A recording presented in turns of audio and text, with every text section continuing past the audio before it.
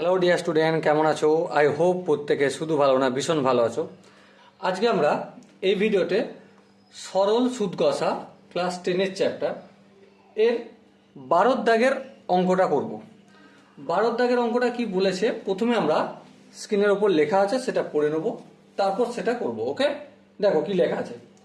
যদি বার্ষিক 10% হার সরল সুদে 800 টাকা ব্যাংকে জমা করে সুদে আসলে কত 1200 টাকা ফেরত পাওয়া যায়, তবে ওই টাকা কত সময়ের জন্য ব্যাংকে ছিল হিসাব করে লিখি।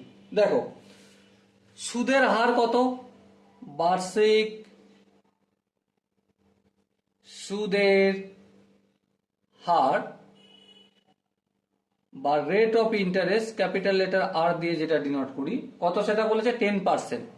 চলো লিখলাম 10%।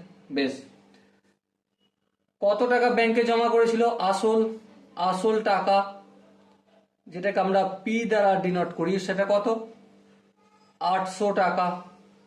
বেশ, সুদ প্লাস আসল সেটা কত 1200 টাকা। হ্যাঁ ঠিক। তাহলে এবার বলো সুদ সমান কত, যেটাকে আই দ্বারা ডিনোট করি। সুদ হবে সুদ আসল থেকে আসলটা বাদ দিলেই হয়ে যাবে। হ্যাঁ, তাহলে 1200 মাইনাস 800 ইকুয়াল টু 400 টাকা। বেশ, এবার সময় নির্ণয় করেছে, সময়কে আমরা টি দ্বারা ডিনোট করি সেটা জানি না। ওকে, তো চলো ক্যালকুলেশন করি। আমরা এই সরল সুদ কষা চ্যাপ্টারে একটা সূত্র জানি। কি সূত্র? সূত্র হচ্ছে সূত্রানুসারে I equal to P R T divided by 100। বেশ, আই এর ভ্যালু কত 400। হ্যাঁ ঠিক, এই 400 লিখলাম। এই 100টা কিসের আকারে আছে, ভাগের আকারে। অপোজিট দিকে পাঠালে কি হয়ে যাবে, অবভিয়াসলি গুণের আকারে। চলো গুণ করে দাও। সাইনের সমানের ইকুয়ালের অপোজিট দিকে পাঠাচ্ছি তাই গুণ। এবারে টিটা রেখে দিলাম, পি আরটা টি এর সাথে গুণ আছে, তো সমানের অপোজিট দিকে পাঠালে কি ভাগ হয়ে যাবে, তাহলে এখানেই পি আর বসে গেল।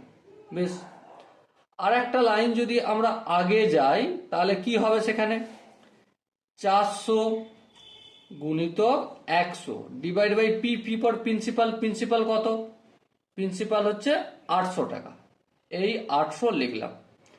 রেট অফ ইন্টারেস্ট কত 10%, এই 10 লিখলাম ইকুয়াল টু টি। একটা শূন্য দুটো শূন্য, এই একটা শূন্য এই দুটো শূন্য।